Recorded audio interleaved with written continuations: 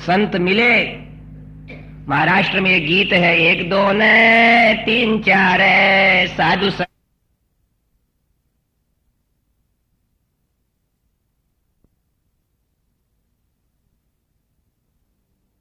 एक दो महात्मा मिल जाए, तीन चार मिल जाए, साधा का संग में दुख नहीं उपजे, सुख से रीजो ये। घड़ी घड़ी पल पल क्षण क्षण थे तो लावो तो लीजो ये। सैया संग साधारो करिजो ये। महात्मा मिलते से ही जड़ चेतन राम राम करता है। लुटेरे ने अपने नेत्रों को उठा करके देखा और रो पड़ा कि अरे महाराज, मेरे भाग्य से कहां से आए हो। तुम्हारे मुख से निकलने वाली अमृतवाणी को सुनकर मेरे पाप बाहर जा रहे हैं। और देखो, जिस मेरे को कर्कश को देख करके पशु पक्षी डर के भगते थे, वो मेरे पास बैठे हैं और आज गदगद होकर के गुरु चरणों के अंदर प्रणाम करता है कि आपने मेरा उद्धार करने का संकल्प कर लिया है, कि मेरे बंधन भी सहन करके मेरे पास बैठे हो। आपने क्या राम नाम की अमृत वर्षा की कि मेरा मन अब स्थिर हो गया है। तुलसी राके कहत ही निकसत पाप पहाड़, पुनि भीतर आवे नहीं देत मकार किवाड़। राम शब्द में यह आनंद है। रा कहते से ही पाप बाहर जाते हैं, मैं कहते से ही मुख बंद हो जाता है। पाप बाहर, पुण्य स्थिर। पतित पावन राम का नाम है। रघुपति राघव राजा राम, पतित पावन सीताराम। रघुपति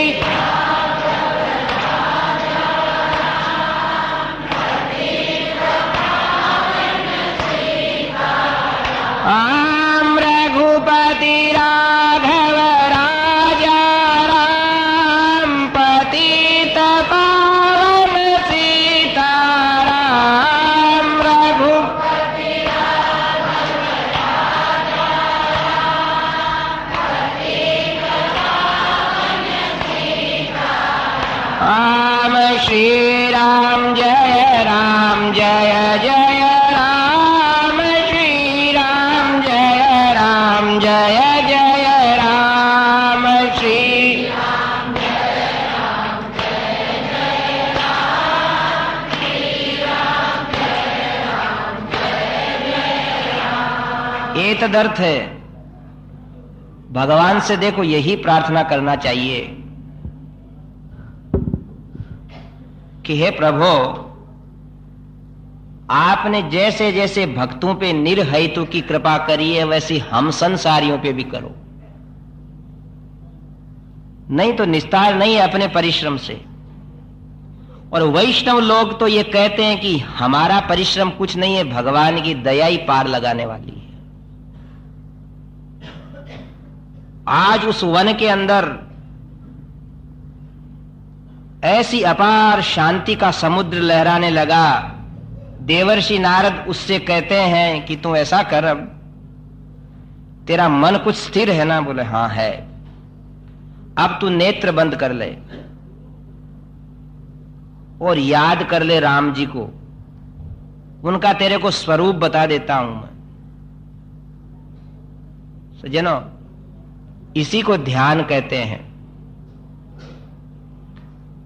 कि कोई मनमोहिनी मूर्ति हमारे हृदय के अंदर बैठ जावे, तब भजन होगा। लालसा होवे, उसको ध्यान करने की प्रबल इच्छा होवे, इस मन से समझौता किया जावे, श्री रामचंद्र कृपालु भज मन। कृपालु क्यों है? कि देखो, देवर्षि नारद को भेज करके स्वयं ने गले लगा लिया। और क्या कृपालु होना चाहिए। भगवान कितने दयालु हैं। कि जिसने कभी याद नहीं किया उसके पास आ गए। परमात्मा को इसलिए परम सुहृद कहते हैं, परम सुहृद। संसार के संबंध तो सब लेने देने के हैं। माता पिता भी इसलिए सेवा पूजा बच्चों की करते हैं कि शायद बड़ा होकर के हमारे को निहाल करे। सब स्वार्थ का है। सुर नर मुनि सब की यह रीति, स्वार्थ लाग करे सब प्रीति। परमात्मा निर्हेतु की दया करने वाले हैं। इसलिए गोस्वामी ने क्या कहा है, श्री रामचंद्र कृपालु भज मन। क्यों कृपालु कहा है कि असंख्य असंख्य कोटि कोटि बानरों का जिनने उद्धार कर दिया है। जब सुग्रीव से मित्रता हुई भगवान की और वानर दल आया तो अरबों खरबों वानर जब बोल राजा रामचंद्र भगवान की, अरबों खरबों वानर आकर के श्री राम जय जय राम बोलने लगे तो ब्रह्मादिक शिवादिक के नेत्रों से भी आंसू बहने लगे कि मनुष्यों का क्या, वानरों का उद्धार कर रहे हैं। प्रभु तरुतर कपिडार पर। और कैसे कृपालु कि भगवान तो नीचे बैठे हैं पेड़ के और वानर पेड़ के ऊपर बैठे हैं। ऐसा मालिक।